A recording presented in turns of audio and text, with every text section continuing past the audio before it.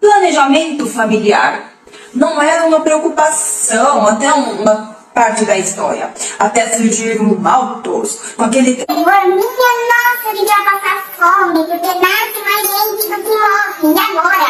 Olha bem que morre, né?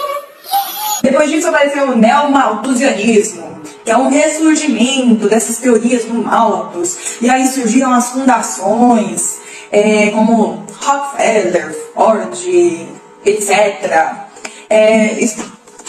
Fundações como essa, que é a International Planned Parenthood, que é uma fundação que ela tem a missão de proteger os direitos reprodutivos das mulheres, principalmente nos mais carentes, nos países mais carentes, nos países seria a questão da mulher poder fazer o ceifamento do seu bebezinho, Então, antigamente não tinha essa preocupação, e aí foi surgindo, e aí foi crescendo, né? Foi crescendo a ponto de virar uma política governamental, uma política internacional, um problema social, a ponto de, por exemplo, aqui no Brasil, vou falar do Brasil, né? O Brasil até certo momento não tinha essa preocupação. Depois, precisou de um empréstimo, a gente empresta, mas vocês precisam apresentar um programa de planejamento familiar. Né? Foi assim que foi entrando esses controles de natalidade. Então, lá no início, a igreja ajudou, ela foi divulgando os métodos naturais. Eu não estou falando da tabelinha, que é de 1920, eu estou falando do método Billings, que é um método que não é divulgado, mas antigamente era usado principalmente para poder espaçar, e tanto para programar uma gravidez como para não ter uma gravidez. E aí é como se fosse escalonando, sabe? Foi tendo uma escala, primeiro foi, a igreja foi fazendo assim, não, mas ainda não vai não se dava de gravidez, não vai passar, pode liberar o dinheiro aí surgiu os anticoncepcionais. Os anticoncepcionais, no início, era masculino, funcionou por 2 anos na Inglaterra, os homens começaram a ficar horrorizados, porque eles perceberam que os seus testículos estavam diminuindo, e aí eles não queriam mais saber desse anticoncepcional, né? Mas os homens não querem, o que a gente vai fazer? Vamos dar para as mulheres. Só que as mulheres, não dá para ver o que está acontecendo, né? É interno, não dá para ver. E teve um caso que a doutora Zélia, que foi contando isso que eu estou falando para você, doutora Zélia Dal Castelo, para quem quiser pesquisar. Esse casal que já estava tudo pronto, né? Depois de uma vida, e viajou, e comprou casa, e fez tudo planejado. Quando ia ter o bebê, o ovário tinha diminuído por causa de tanto tempo usando o anticoncepcional, que aí não conseguia romper o folículo para poder expelir o óvulo para ser fecundado, o óvulo maduro para ser fecundado. Então não conseguia mais ter o bebê, não tinha mais condições. Eu tinha feito de tudo.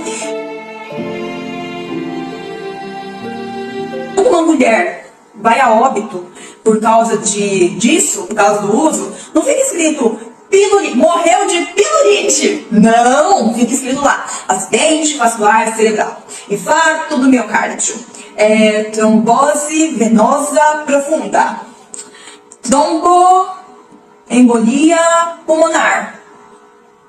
Fica escrito o nome de outras coisas, né, que acaba sendo causado pela pilorite, mas não vai ficar escrito isso, né? Quando chega a óbito, e também tem os casos que não chega a óbito, mas vai para uma invalidez. E tem os métodos naturais, que a própria médica falou que pediu para o médico ensinar, o professor dela da época da faculdade, e ele, não, jamais, pelo amor, esquece isso.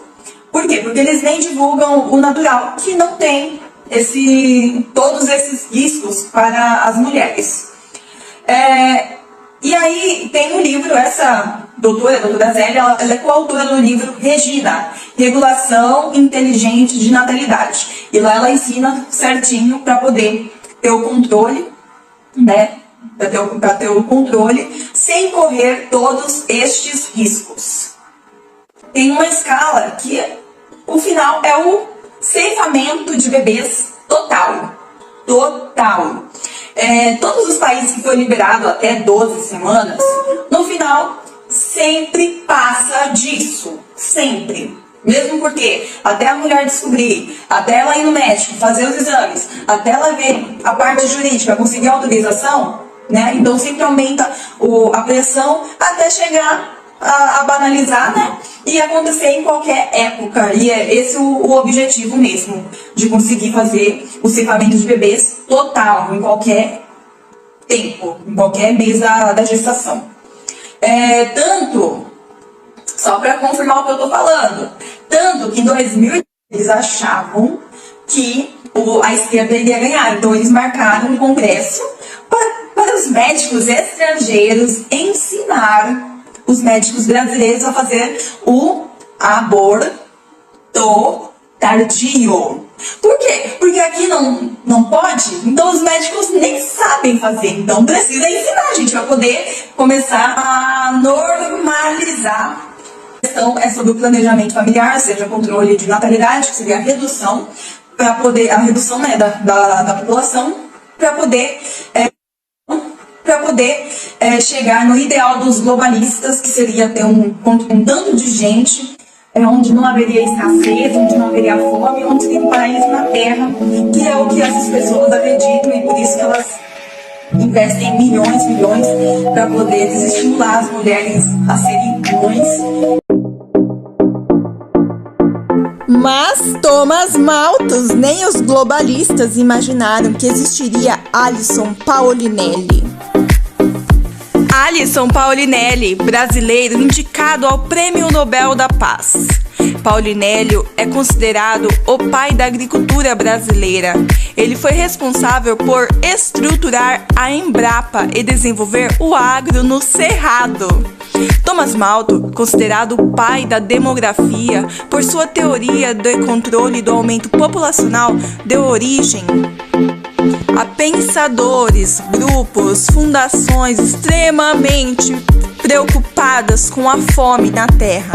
Nem Malthus, nem esses teóricos, fundações contavam que surgiria um cara que resolveria essa questão, aumentando a capacidade de produção de alimentos no planeta e a segurança alimentar.